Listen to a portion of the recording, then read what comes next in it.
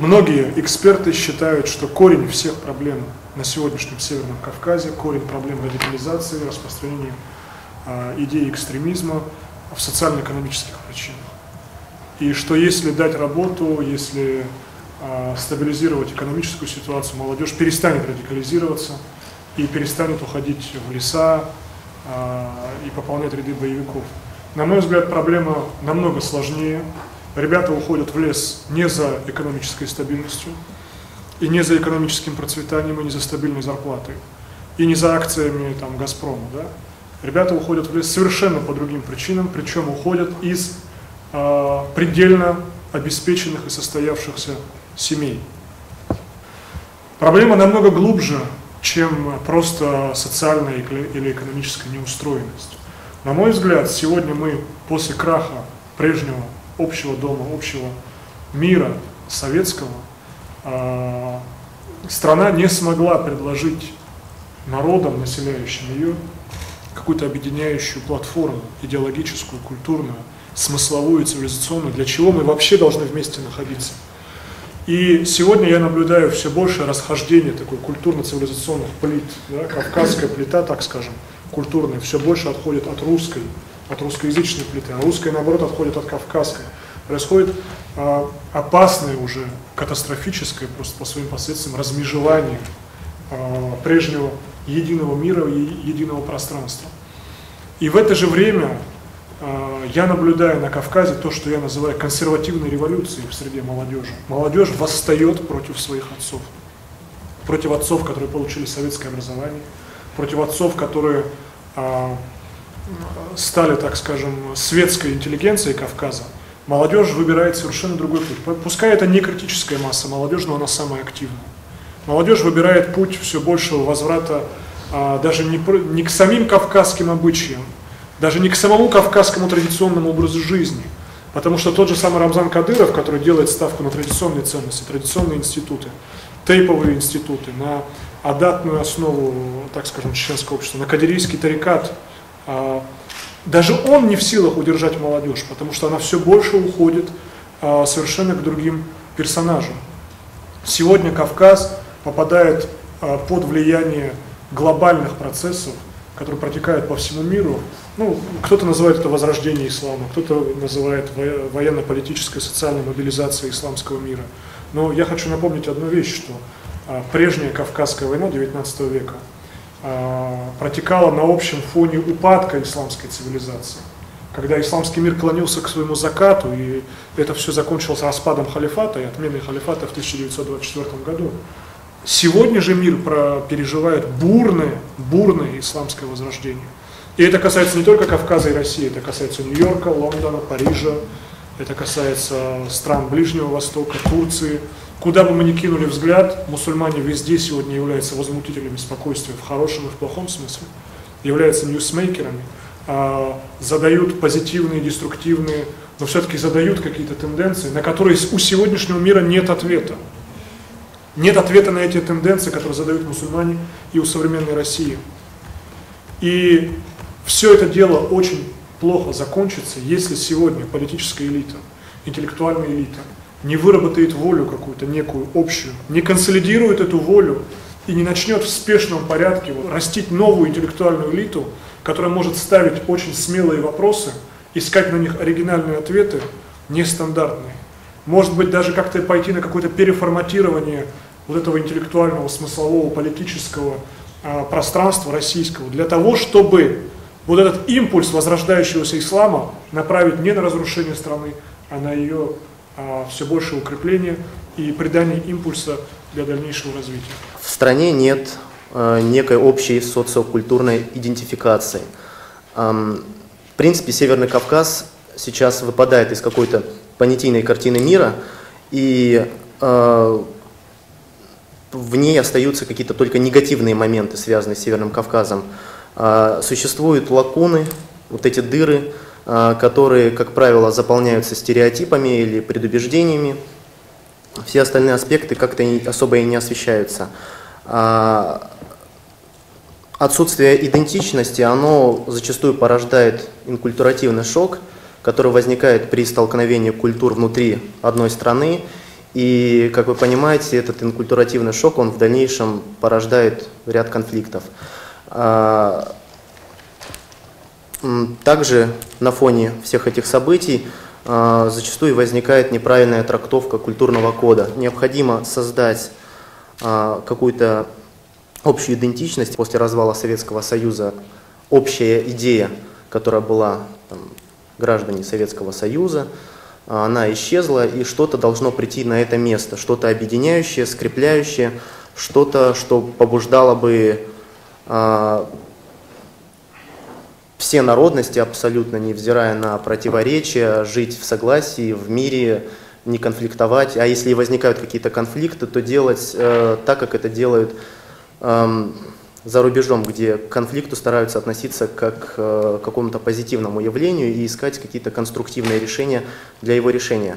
То есть не делать, как это делается зачастую именно вот в наше время, не пытаться описать проблему как таковую. Вот есть проблема, мы ее описали, или дать вразумительное какое-то объяснение, а именно разобраться в корне проблемы, что лежит в первопричине, и уже как-то отталкиваясь от этого действовать. Работа данного клуба, она как никогда важна, потому что клуб своей целью ставит не только рассматривает вопросы экономической или политической целостности нашей страны, но и культурной целостности, что немаловажно, потому что, вот как вы сами понимаете сейчас, идея «я гражданин России», она недостаточно мотивирует людей, и это не останавливает в те моменты, когда возникают какие-то конфликты. Культурная идентичность, она у нас срабатывает только тогда, когда мы смотрим Олимпиаду. Когда выступили, выиграли золото, сказали: молодец, борец, выиграл. Или там пловец выиграл. И никто уже не вдается в подробности, что этот человек является представителем той конфессии или данной национальности. То есть срабатывают именно в такие моменты. Поэтому я считаю важным вот сказать, что требуется сейчас очень глубинный анализ данной проблематики именно, и в дальнейшем уже предпринимание ряда мер для того, чтобы можно было создать что-то, что скрепляло бы и объединяло бы всех граждан Российской Федерации, независимо от того, к какой этнической группе они относятся или к какой конфессии они принадлежат.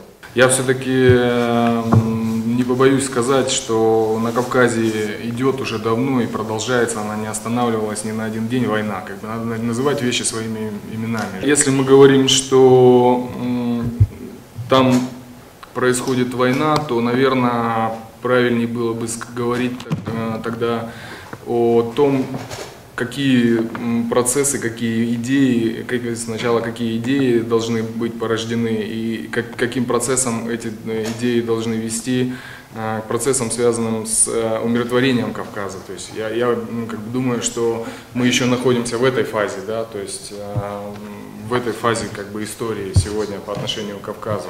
Сегодня Кавказ и Россия дрейфуют в разные стороны. То есть и вплоть до того, что это проявляется сегодня, об этом пока нигде не говорится. Страшно, конечно, что об этом молчим, об этом молчит, за редким исключением нескольких там интернет-источников популярных, молчит телевизор. Об этом надо говорить, это надо делать предметом обсуждения. И, наверное, чем больше таких инициатив, как вот этот круглый стол, как этот клуб, как вот другие будет развиваться, тем лучше. Скажу, что хорошо, что говорим уже мы в этом составе, потому что, например, накануне там первой чеченской кампании тогда даже не было попытки осмысления всех этих процессов. Шло все лавинообразно и привело вот к этому нарыву. Да. Сегодня мы немножко в другой ситуации, но война, повторяю, война не закончена, люди гибнут, кровь льется, и поэтому нужно думать о процессе умиротворения прежде всего сейчас. 20 вот этих последних лет, там начнем с 90-х, да, вот с начала 90-х, процессы эти все там на Кавказе начались в конце 80-х, начале 90-х, начиная с Карабахского конфликта, там Закавказье полыхнуло, да, перекинулось Осетино-Ингушский конфликт, помним хорошо эти все пригорные районы, да, там в Осетии, в Ингушетии. пригородный район, потом Чечня и так далее, да. За это время выросло, надо отдавать отчет, что выросло уже целое поколение людей, которые прожили в состоянии войны и культурально отдалились от культуры, от общероссийской, да, русской культуры, которая в принципе как бы объединяла нас всех на Кавказе, да. То есть выросло целое поколение, которое на Кавказе не знают уже ничего о русских, да, вот о том, как мы живем, какие там у нас традиции, ценности, там, мифы там, и так далее, да. То же самое могу сказать и о русских, живущих на Кавказе. То есть этот дрейф тоже продолжается. И вот здесь очень важной такой практической, опять же, задачей и сообщества интеллектуального, и тех людей, которые находятся в плоскости реальных каких-то, да, практических действий, это именно сопряжение вот этого культурального сопряжения. Процесс сопряжения должен быть наполнен практическими вещами. То есть я не знаю, что это должно быть. Ну, в качестве примера могу привести. Это те какие-то вот сейчас лагеря на Машуке в Пятигорске проводились, да, который прошел, да, тоже по формату резервации, как вот люди там рассказывают. Привезли ребят с Кавказа, заселили их там на Машуке, отнесли это все тройным кольцом милиции, ОМОНа, да, как бы ребята там у себя внутри в этом лагере поварились. И вот сопряжение это не произошло, да, то есть сама попытка была хорошая провести лагерь, где это все там люди между собой там пообщаются, молодежь, но в итоге произошло то, что произошло. То есть я за практику, я за то, чтобы как бы вот эта мысль, которая здесь в том или ином виде каком-то будет генериться, рождаться, она приобретала какие-то практические формы. В советские времена, как вы говорили, да, была определенная идентификация, которая с развалом Советского Союза пропала. То есть человека реально не с чем себя идентифицировать, никакой социокультурной идентификации государство не предложило. И поэтому на смену такой советско-союзной идентификации пришла национальная. То есть я себя понимаю как там, дагестанца, как русского, как казака, как кого угодно. И как нам всем известно, что идентификация на почве национальности имеет под собой очень много проблем. Это национальные конфликты, это соотношение мы другие, это ощущение другого как врага и так далее. И политика государства, к сожалению, такова, что она национальные вопросы не решает никак. Или это замалчивание ситуации, или это подкормка деньгами каких-то отдельных особо активных субъектов. А вот на такой какой-то интеграции, взаимопонимания ничего, к сожалению, нет. И тот же пример Великой Отечественной войны, когда всем миром, всем народом, большим и многонациональным сражались против какого-то врага, он говорит о том, что нужно какое-то одно общее дело, которое всех помещает в одно пространство и заставляет быть как бы одним народом, одной группой и так далее. Сейчас этого нет. И вот миссия дружбы, у нее есть 3 задачи основные. Первое – это помощь другим народам и странам в понимании России, российской культуры и российской ментальности и так далее. Вторая основная задача – это помощь России в понимании других. Мы несовершенны, мы знаем, что мы ничего не знаем о других, грубо говоря. И третье – это помощь специалистами, кадрами для решения каких-то внутренних задач, которые некоторые народы или страны решить не могут. Мне кажется, такие инициативы гражданские, их нет, потому что в нашем государстве реально этого нет. Когда-то в США была такая знаменитая организация «Корпус мира», которая отовсюду повыгоняли за разведсоставляющую. В России таких инициатив нет. Их нужно создавать все вместе. И мне кажется, для того, чтобы вот решить вот эти кавказские вопросы, непонимания, за это нужно браться всем вместе. То есть это может стать как раз-таки таким общим делом, где всем назад отодвинем свои национальные идентичности и возьмемся за создание чего-то большого и крепкого. Ну, как-то так.